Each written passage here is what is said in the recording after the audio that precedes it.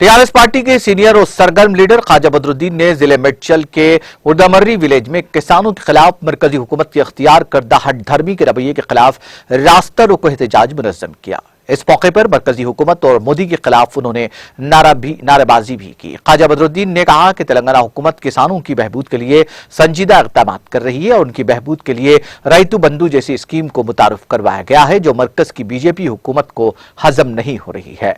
तेलंगाना में इख्तिदार के ख्वाब देख रही बीजेपी का ये ख्वाब वज़ीर आला केसीआर की मौसर हुक्मरानी तक कभी पूरा नहीं होगा।